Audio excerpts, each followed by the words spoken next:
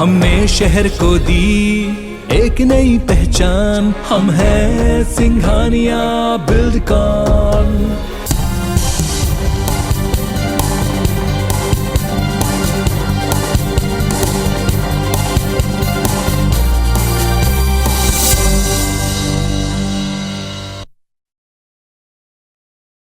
अप्रैल को बाबा साहब अंबेडकर की जन्म जयंती पर भी प्रत्येक बूथ पर कार्यक्रम होगा।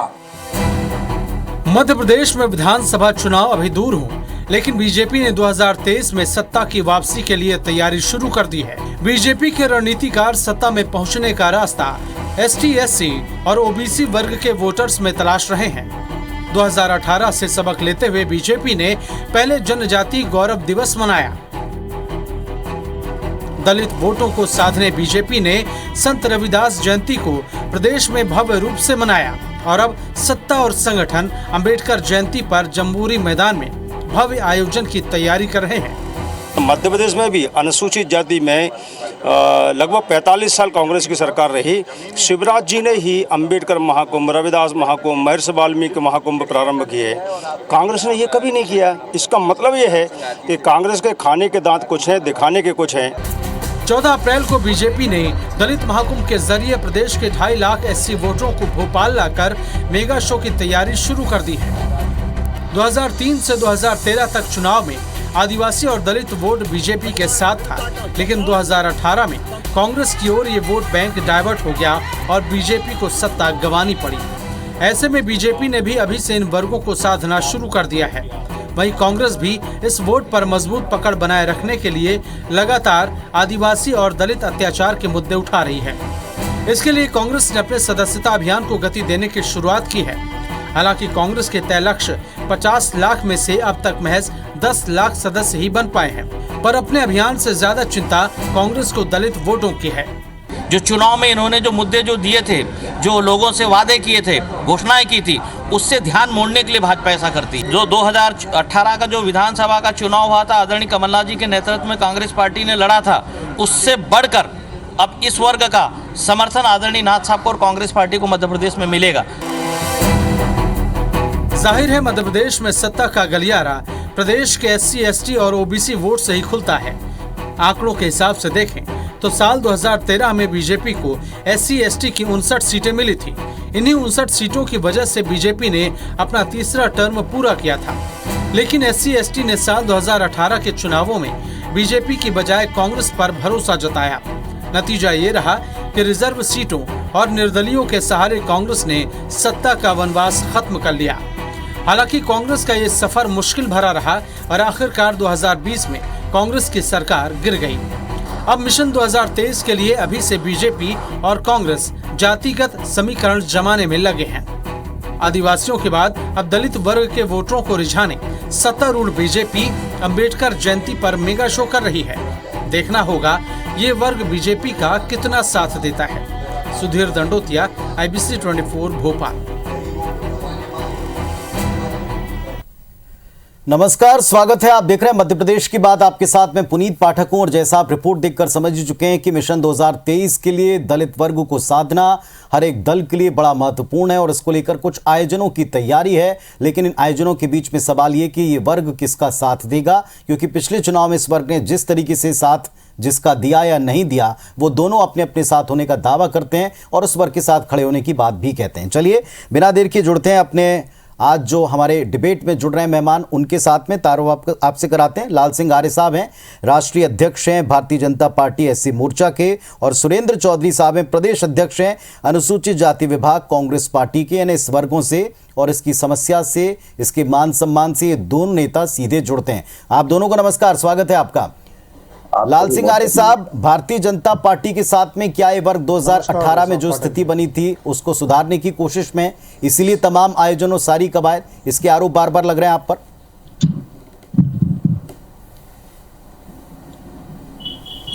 मुझे लगता है पुनीत जी, भारतीय जनता पार्टी डॉक्टर भीमराव अंबेडकर जी की जयंती पहली बार नहीं मना रही है।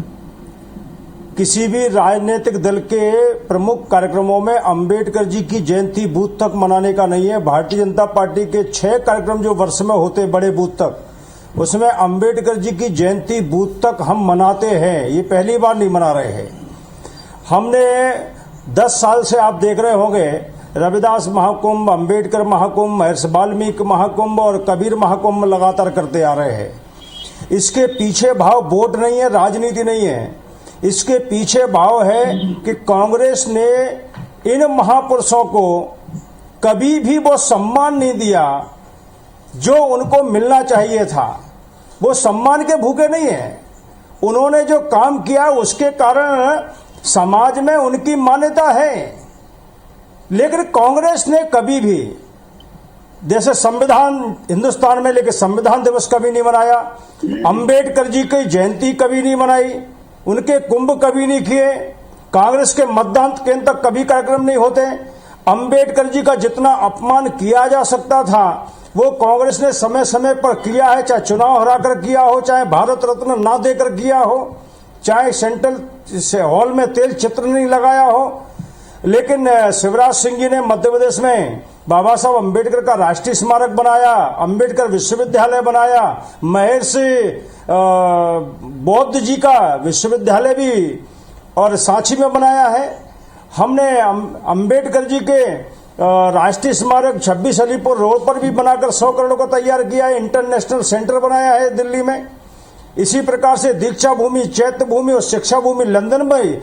हमारे लिए अंबेडकर जी श्रद्धा है, ठीक है, विश्वास है, क्योंकि उन्होंने संविधान में लिखा है सामाजिक, आर्थिक, राजनीतिक न्याय, अवसर की समानता, और इसलिए मंत्रिमंडल में भी 12 मंत्री बनाकर यही संविधान की भावना के अनुरूप काम किया है।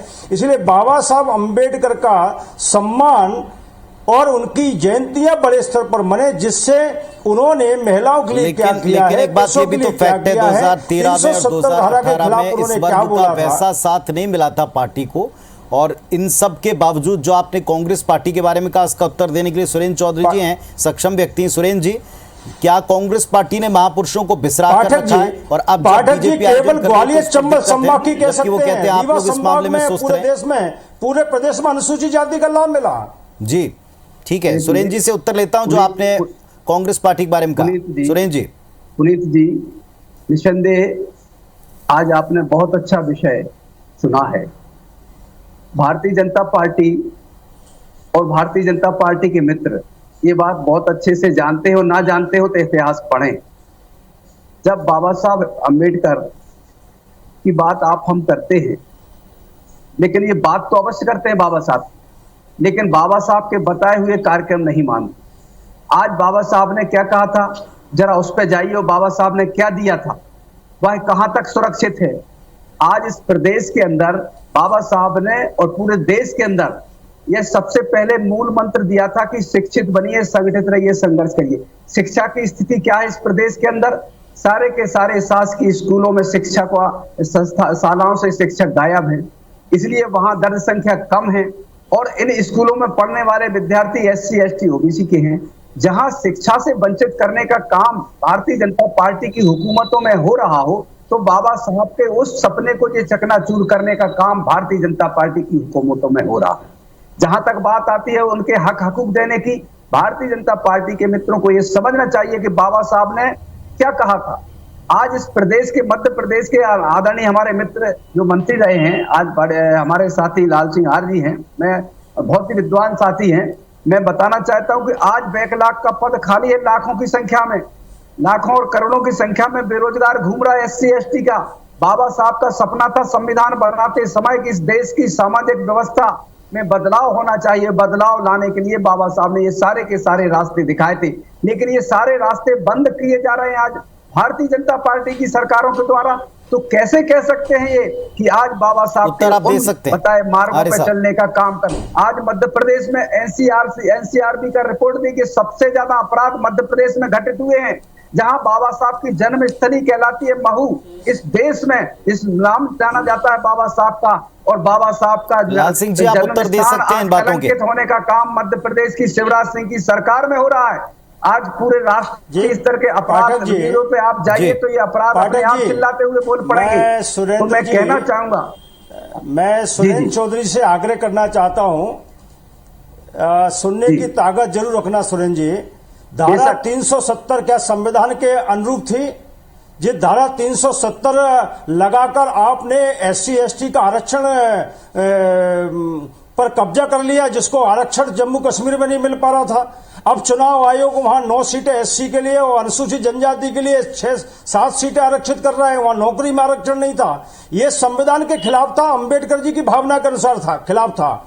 बाबा साहब अंबेडकर ने कहा कि गरीबों को बराबरी का अधिकार मिलना चाहिए, आत्मनिर्भर होना चाहिए। नरेंद्र मोदी जी ने 7 साल से लगातार इन गरीबों को सिलेंडर देने का काम कर रहे हैं, मकान देने का काम कर रहे हैं, शौचालय देने का काम कर रहे हैं, 5 लाख का इलाज करा रहे हैं। उनको 44 करोड़ बैंक खाते खोल दिए, जिसमें बेईमानी बच गई। ये बाबा साहब का सपना था। और बाबा साहब के सपने की आप बात कर रहे हो, आपने तो बाबा साहब का ही अपमान किया।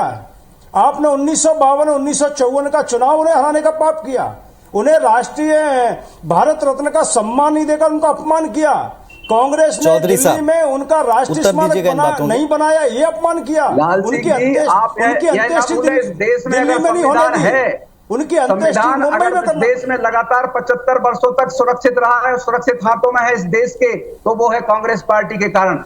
आप उस पार्टी से नेतृत्व करते हो जिस पार्टी ने कभी संविधान पर विश्वास नहीं किया। सुरेंद्र जी, 370 धारा के कारण संविधान सुरक्षित था, क्या जवाब कि 370 हटने के बाद हुआ है? RSS की नागपुर की आपने 1975 में हिंदुस्तान में बाबा साहब ने संविधान आपातकाल लगाकर बाबा साहब अंबेडकर के संविधान की आत्मा कुचली। आपने इंदिरा जी ने अपनी कुर्सी बचाने के लिए, लाल सिंह आर्य साहब, सुरेंद्र चौधरी जी, बचाने के लिए आपने सुरेंद्र चौधरी जी हमारे साथ में, भीमसेन पहाड़िया जी भी जुड़ गए हैं, जोन प्रभारी हैं बीएसपी के बसपा के। भीमसेन जी, स्वागत है आपका इस चर्चा में। कांग्रेस को और बीजेपी को, दोनों को और उनके आयोजनों को जो समाज को लेकर होते हैं, इसमें आप आरोप लगाते हुए सुन रहे हैं। भारतीय जनता पार्टी और कांग्रेस पार्टी इन दोनों के बयानों से अलग जाकर बसपा ने भी इसी वर्ग को लेकर सियासत भी की है और इसी वर्ग की नुमाइंदगी करने का दावा। क्या कहेंगे आप दोनों पक्षों? सुनील जी और आर्य साहब सुनेंगे थोड़ा सा, हमारे साथ में एक और मेहमान भी हैं, पहाड़िया साहब, उनको सुनेंगे। भारतीय जनता पार्टी और कांग्रेस पार्टी दोनों के दोनों घड़ियाली आंसू बहाती है बाबा साहब के संविधान पर।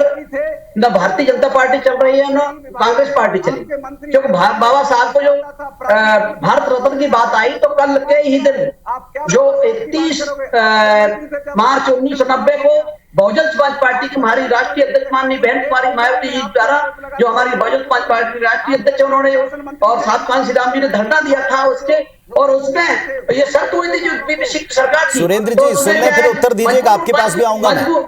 मजबूर होकर के ये भारत रत्न की उपाधि दी। ये कांग्रेस और भाजपा दोनों के दोनों नहीं चाहते बाबा साहब को। बाबा साहब की विचारधारा पे एक भी पार्टी नहीं चल रही। बाबा साहब की विचार, इन्होंने कहा भारतीय जनता पार्टी ने हमें सिलेंडर दिए, बाबा साहब मैं कहना चाहता हूँ बाबा साहब की मंशा क्या थी कि हम सभी भारत के नागरिकों को समानता मिले, भारत के नागरिकों को समानता का अधिकार मिले, भारत के नागरिकों को स्वतंत्रता का अधिकार मिले। लेकिन आज स्वतंत्र कहाँ है? आज गरीब की गरीब होते जा रहे हैं, अमीर का अमीर होते जा रहे हैं। ये भारतीय जनता पार्टी का गिरौना, ये दोनों के दोनों, ये कांग्रेस पर वो धारण किए बैठे, कांग्रेस की सरकार थी तो उन्होंने भी कुछ नहीं किया। लेकिन बहन कुमारी मायावती जी आज इस बात आवाज को उठाती है तो उसको दबाने का काम किया जाता है। और मैं कहना चाहता हूँ बाबा साहब की विचारधारा को लेकर केवल मात्र एक पार्टी चलने वाली है, वो है बहुजन समाज पार्टी, न कांग्रेस। बाबा साहब ठीक है आर्य साहब, अब आप इस बात का उत्तर दे सकते हैं।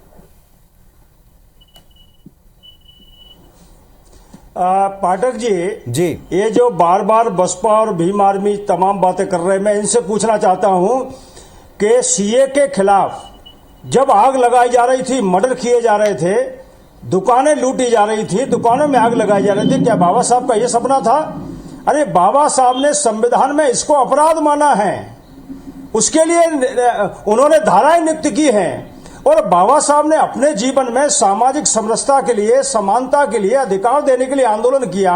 बाबा साहब ने कभी आग नहीं लगाई, कभी गाली नहीं दी, कभी किसी को मारा नहीं। और इसलिए मैं कहता हूं, चाहे कांग्रेस हो, आप पार्टी हो, भीम आर्मी हो, बसपा हो, सपा हो, ये लोग राजनीतिक रोटियां सेकने के लिए ये बाबा साहब का चित्र लगाते हैं, लेकिन बाबा साहब की मानते नहीं है। भारतीय जनता पार्टी ने, देखिए इतना बड़ा किसान आंदोलन हुआ, एक भी आदमी के ऊपर लाठीचार्ज नहीं किया, ये बाबा साहब का सपना है। और वहीं अभी कांग्रेस, आप पार्टी देख लीजिए, पंजाब में थोड़ा किसानों ने मांग की तो लाठियों से उनको घायल कर दिया। मैं तो कहना चाहूंगा सवाल करना चाहूंगा इसलिए बाबा साहब का नाम लेकर राजनीतिक रोटियां सेकने से हमारे लालसिंह जी बोल रहे थे, इसका मैं उत्तर देना चाहूंगा कि दंग जो भारतीय जनता पार्टी के हमारे मंत्री जी, माननीय मंत्री जी बोल रहे हैं कि आपके सदनों को खून बहाया गया, आप बहुजन समाज पार्टी के किसी भी कार्यकर्ता ने किसी भी इस लड़ाई को नहीं लड़ा, खून बहाने का काम नहीं किया, कानून को मानने वाले लोग हैं, ये भारतीय जनता पार्टी के लोग नाबालिग बच्ची के साथ रेप हुआ। ठीक है, आता हूँ भीमसेन जी, आता हूँ एक मिनट आपके पास। सुरेंद्र जी कुछ बोल रहे हैं। बल्कि मैं कहना चाहता हूँ, लालसिंह जी, मैं नम्रता से आपसे एक सवाल करना चाहता हूँ। झूठा फंसाया है, झूठे कई अपराध ऐसे ठीक है, भीमसेन जी आता हूँ आपके पास। हाँ जी, अपनी बात पूछिए चौधरी साहब। बोलिए पाठक जी, बोलिए। आराम से बोलिए भैया, तो बात समझ में आई। आराम से भीमसेन जी आपके पास वापस आऊंगा। इस समय सुरेंद्र जी भी बोल रहे हैं, उनको भी सुन लीजिए।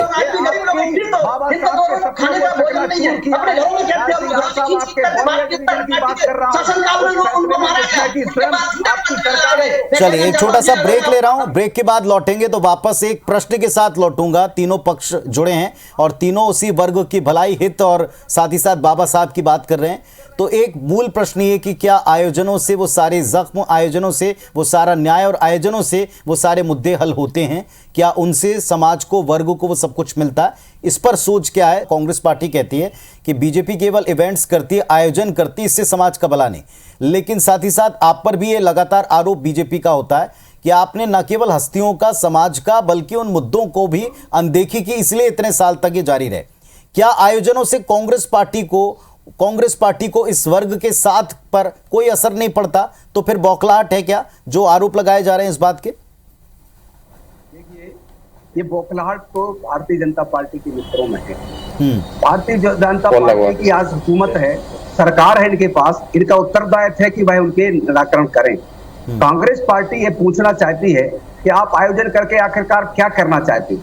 शिवराज सिंह जी के जिले में मस्करा ग्राम में बाबा साहब की प्रतिमा अभी 15 दिन 20 दिन पहले टूट गई। बड़ा पलेरा में, टीकमगढ़ में, जहां की उमा भारती जी हैं, पूर्व मुख्यमंत्री, उनका भाई, उनका भतीजा एमएलए है, उस कॉन्स्टिट्यूंसी में बाबा साहब की प्रतिमा बलात् हटा दी गई। आप सब चुप हैं, भारतीय जनता पार्टी की हुकूमत में बैठे लोग क्यों चुप हैं? आप सिर्फ ये पाखंड करके दिखाना चाहते हैं कि हम महाकुंभ कर रहे हैं। महाकुंभ करने के बाद बाबा,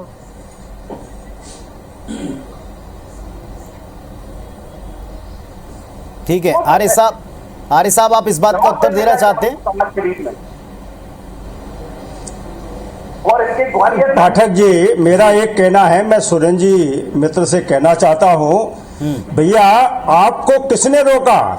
आप 45 साल मध्य प्रदेश में रहे, आपने आयोजन करने के लिए देश में आप 57 साल रहे, किसने रोका आपको? भैया भारतीय जनता पार्टी एक तरफ महापुरुषों का सम्मान आयोजन के माध्यम से कर रही है, दूसरी ओर गरीब कल्याणकारी योजना लेकर सशक्तिकरण का काम कर रही है, तीसरा उनको सुरक्षा देकर विश्वास अर्जित कर रही है। और उसी का परिणाम है कि उत्तर प्रदेश में 67 एमएलए बीजेपी के 80 के जीते हैं। अनुसूचित जाति ने vote bank Bharatiya Janata party को दिया है, वहां बसपा को भी नकार दिया, वहां कांग्रेस को भी नकार दिया। इसका मतलब यह है कि कांग्रेस और बसपा ने अनुसूचित जाति का विश्वास खो दिया है।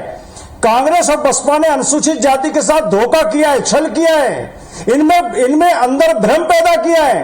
और भारतीय जनता पार्टी जन कल्याणकारी काम कर रही है, देख रही है कि हमको 6000 खाते में जा रहे हैं, देख रही है हमको सिलेंडर मिल रहा है, घर मिल रहा है, शौचालय मिल रहा है, दवाई मिल रही है, और सुरक्षा मिल रही है, और सम्मान मिल रहा है। सरकार को ले जाकर हमारे नॉलेज में किसी के भी हमारे मतदान की चोरी कर लेना, पार्टी का जो हमारा जो 80 का वोट है, कांग्रेस के चौथे 5 नंबर की हो गई देश में। भारतीय जनता पार्टी ने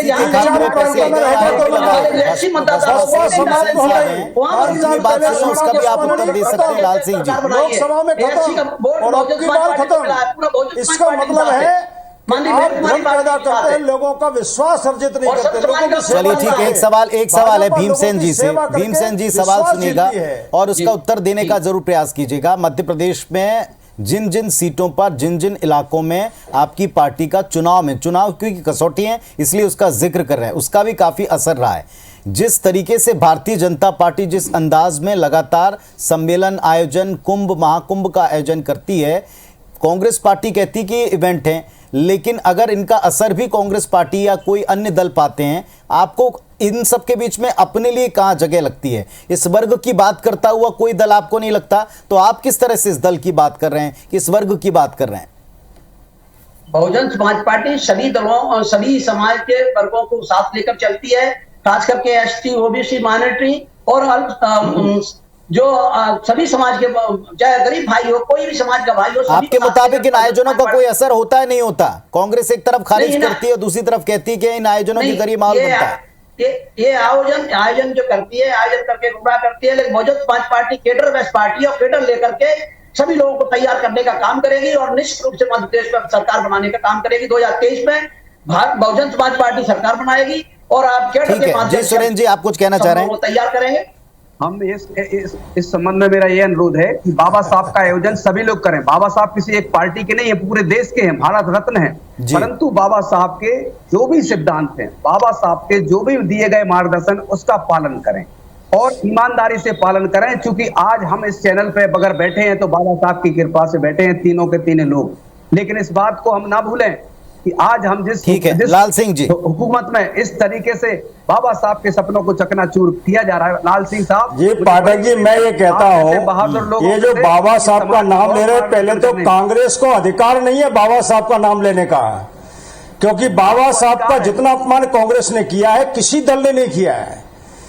इन्होंने 2-2 चुनाव हराने का पाप किया। जिनको भारत रत्न कह रहे हैं, वो भारत रत्न कांग्रेस ने नहीं दिया 43 साल तक। उनके नाम से किसी भवन का नाम नहीं रखा, किसी हवाई अड्डे का नाम नहीं रखा। हवाई अड्डे के भवनों के नाम राजीव गांधी के नाम से, नेहरू जी के नाम से, इंदिरा गांधी के नाम से, अम्बेडकर जी जो आयोजन कर रही है उसका क्या असर होगा? और तीसरी बात, तीसरे दल का ये दावा कि जो अगले चुनाव होंगे उसमें हम सरकार बनाएंगे या उसमें हम सर्वदल की बात करेंगे, सर्वजन की बात करेंगे। ये सब कुछ जनता और ये वर्ग देख रहा है। अभी आयोजन हो जाने दें, फिर इस आयोजन पर भी जरूर हम चर्चा करेंगे। फिलहाल तो तैयारी और तैयारी के ऊपर और एक कटाक्ष पर हमने बातचीत की। बहुत धन्यवाद आप तीनों का चर्चा में आने के लिए, अपनी बात रखने के लिए। नमस्कार।